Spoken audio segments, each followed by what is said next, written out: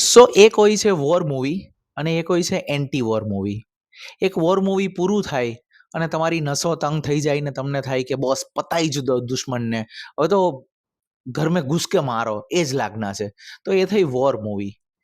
અને બીજી છે એન્ટી વોર મૂવી કે જે હોય વોર ઉપર આધારિત, પણ મૂવી પૂરી થયા પછી તમારું માઇન્ડ થોડું ખિન્ન હોય. તમને એમ થાય કે જીત મળે છે, બે દેશો લડે છે, સૈનિકો મરાય છે, પણ એ બધું કઈ કિંમત પર? કેટલા હજારો લોકોના મોતના ડિસ્ટ્રક્શન ઉપર કોઈને જીત મળે છે. તો એ ખરેખર જીત છે ખરી? એ થોડો તમને વિષાદ યોગ આપીને જાય. તો એ થઈ એન્ટી વોર મૂવી. હવે આ વોર અને એન્ટી વોર મૂવીની વચ્ચે એક મૂવી આવેલી 1997માં, આપણા JP દત્તાની Hindi film border.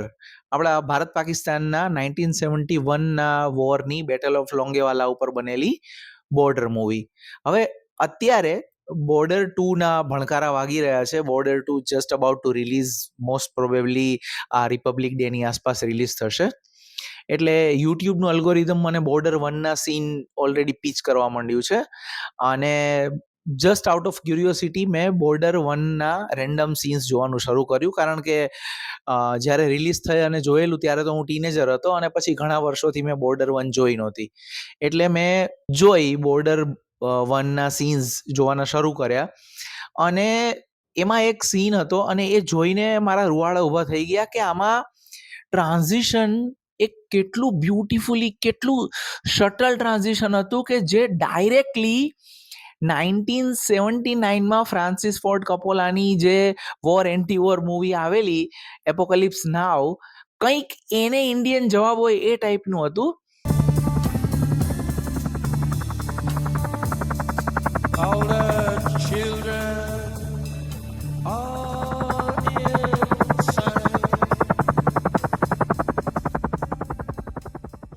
Scene કંઈક એવો હતો કે સની દેઓલ પોતાની પ્લેટૂનની કમાન્ડ સંભાળે છે, પોતાના સૈનિકોને ગિયર અપ કરે છે અને ઓર્ડર કરે છે કે જોઈએ તમે લોકો ફાયરિંગ કરવાનું ભૂલી ગયા છો કે યાદ છે તમને હજી? ચલો બતાવો કે કેવી રીતે ગોળીબાર થાય છે. એટલે બધા પોતપોતાની મશીન ગન લોડ કરે છે અને સની દેઓલ આદેશ કરે છે કે ફાયર, અને એ સાથે ધડ કરતી અનેક મશીન ગન ફાયર થવા માંડે છે. સીન કટ થાય છે એક ઘરના ઇન્ટિરિયરમાં, જેમાં એક બેડરૂમમાં નાનું બાળક અત્યંત ડરેલું બેઠું છે. એની આંખમાં આંસુ અને ડર ડોકાઈ રહ્યો છે.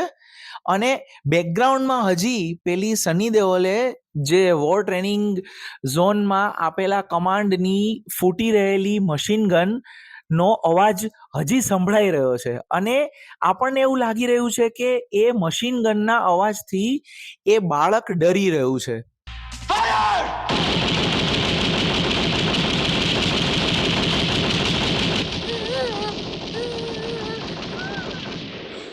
Hello papa. But A transition એવી રીતે અપાયું છે કે જાણે એ બાળક વોર ઝોનમાં જ ઊભું છે અને એની સામે આ ગોળીબાર થઈ રહ્યો છે. એટલે એક પણ શબ્દ બોલ્યા વગર જસ્ટ શિયર મેચ કટ અને એ એડિટિંગની અદ્ભુત ટેકનિકથી, વોઇસના ઓવરલેપથી આપણને એક કહી આપ્યું છે કે રણભૂમિમાં સૈનિકો લડતા હોય છે અને એમાં સૈનિકોની તો ખુવારી થાય છે, સૈનિકોના પરિવારોની પણ ખુવારી થાય છે, પણ એ આપણી આગામી પેઢી ઉપર પણ એક ટ્રોમા છોડી જાય છે. અને એ ટ્રોમા એ સીનમાં બ્યુટિફુલી ડેપિક્ટ થયો છે. તમે હવે ફરી પાછું બોર્ડર 2 જુઓ એ પહેલાં બોર્ડર 1નો ક્રેશ કોર્સ કરશો તો આ સીન જરૂર માર્ક કરજો અને મને કહેજો તમને એ કેવો લાગ્યો સીન.